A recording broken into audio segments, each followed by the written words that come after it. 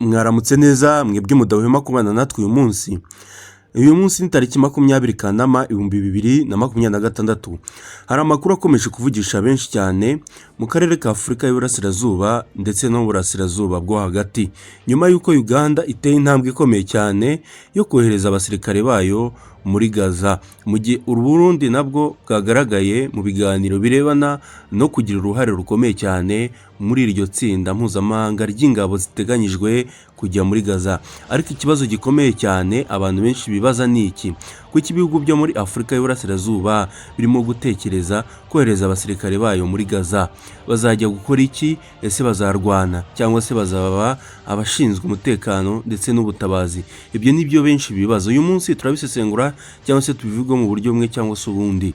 Ku tariki ya 6 Kanama 2026, inteko ishinga amategeko y'igihugu cya Uganda yemeje icyifuzo cya leta cyo gutanga uburenganzira bwo kohereza abasirikare ba Uganda People Defense Force UPDF muri Gaza. Izi ngabo ziteganyijwe kujya muri Gaza mu rwego rw'International Stabilization Force cyangwa se ESF, umutwe mpuzamahanga wateganyijwe kugira uruhare mu gushyira umutekano mu bice bya Gaza nyuma y'intambara.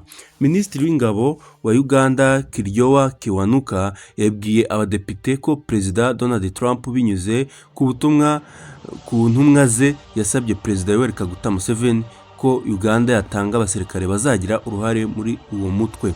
Ibi bivuze ko Uganda itari kuvuga gusa ko ishobora kohereza abasirikare, ahubwo yamaze kubona uburenganzira bwa pariyema bwo gukora uwo mutwe w'ingabo mu gihe gahunda izaba itangiye.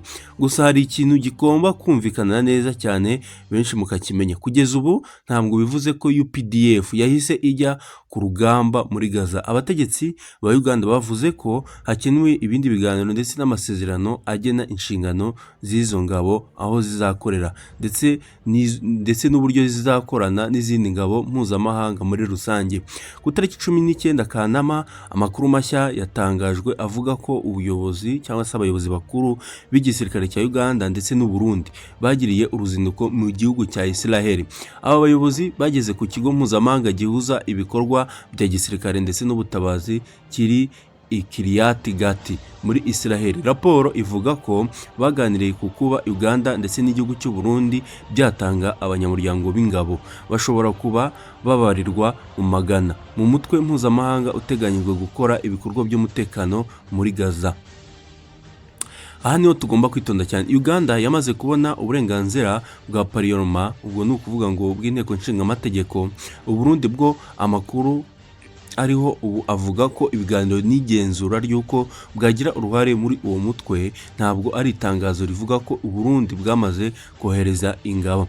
Ibi ni ingenzi cyane kuko hari abantu bashobora kumva ko ingabo z'u Burundi n'iza Uganda zimaze guhaguruka zerekeza muri Gaza, nyamara gahunda iracyari mu rwego rwo gutegurwa muri rusange. Ikibazo gikomeye cyane ni ukumenya inshingano z'izi ngabo ubwo zizaba zigeze muri Gaza.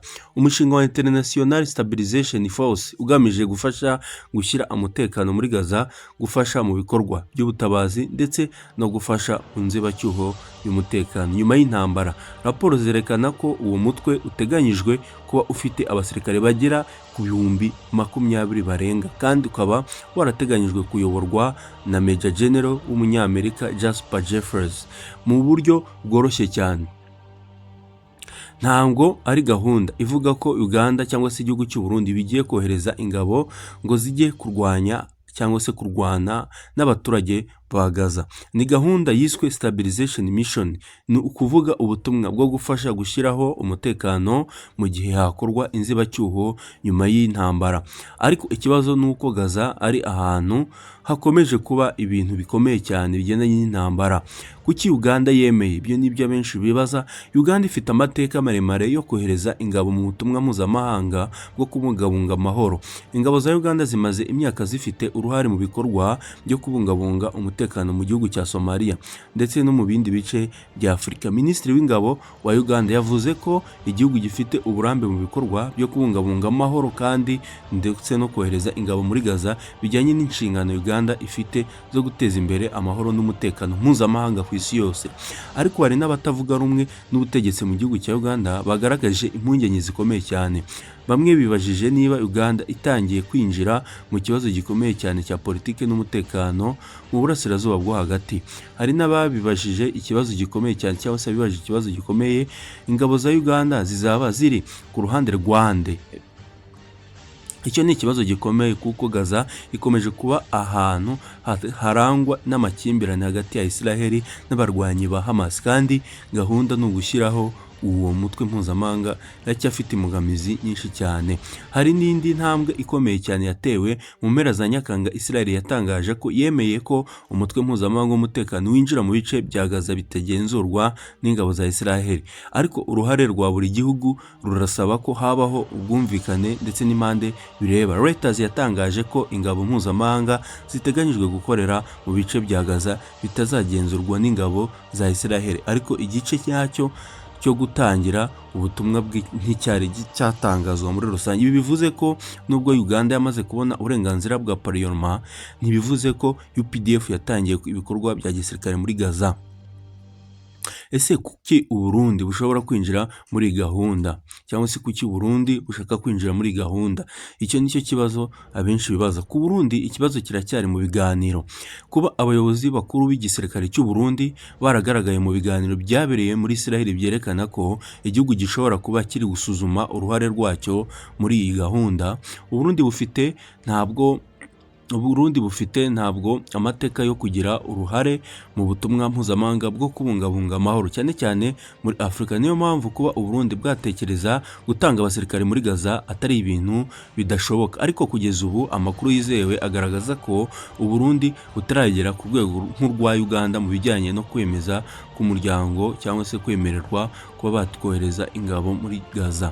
Iyo Uganda ndetse n'Uburundi byombi byohereje abasirikare, byaba ari ikintu gikomeye cyane ku ruhare rwa Afurika mu kibazo cya Gaza, nk'ubwo abenshi batabyumva.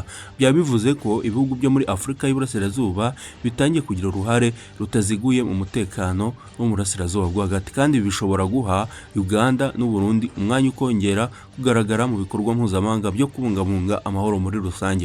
Ariko ku rundi ruhande hari n'ingaruka. Gaza ntabwo ari ubutumwa busanzwe bwo kubungabunga amahoro gusa. Ni agace gafite amateka y'intambara zikomeye, amakimbirane ya politiki, imitwe yitwaje intwaro ndetse n'impaka zikomeye hagati ya Israel na Palestine ndetse n'andi mahanga. Iyo abasirikare b'abanyamahanga bagezeyo bashobora guhura n'ibibazo bikomeye cyane by'umutekano. Kugeza ubu gahunda yo kohereza izi ngabo ntabwo iratangira ku buryo bwuzuye. Hari n'ibiganiro bikomeje. Hari gahunda yo gushyiraho International Stabilization Force. Hari n'ibihugu byamaze kugaragaza ubushake bwo gutanga abasirikare, ariko haracyari byinshi bigomba kumvikanwa ku mpande zose. Uganda niyo iri ku isonga muri Afurika y'Iburasirazuba kuko parlement yabo yamaze gutanga uburenganzira yateyeho vi. Uburundi bwo buracyari mu biganiro, kandi abayobozi b'ingabo z'i Burundi bamaze kugira uruhare mu biganiro birebana n'iyo gahunda. Niyo mpamvu umutwe w'iyi nkuru ushobora kuvuga uti, urugero ntari bubabwire wenda umusozo tugezeho, icyo dukwiye gukurikirana mu minsi iri imbere, ibintu bitatu cyangwa se imbere y'ibintu bitatu. Icya mbere ni igihe International Stabilization Force izatangira ibikorwa muri Gaza. Icya kabiri ni umubare w'abasirikare Uganda izohereza n'inshingano bazahabwa. Icya gatatu ni ukumenya niba Uburundi buzatanga kontingema yabwo nyuma y'ibiganiro biri gukorwa muri rusange kuri izo mpande zose. Kugeza ubu Uganda yamaze kubona uburenganzira bwa parlement kohereza ingabo za UPDF muri Gaza, mu gihe Uburundi bwo bwagaragaye mu biganiro birebana no kugira uruhare mu mutwe uri kugira uruhare mu kujya muri Gaza muri rusange. Iki kibazo gikomeye gishobora gutuma Afurika y'Iburasirazuba igira uruhare rushya mu kibazo cya Gaza, cyane cyane muri gahunda yo kugira ngo batsure amahoro cyangwa se amahoro abashe kuba yaboneka. Iyi ni Kayora Info.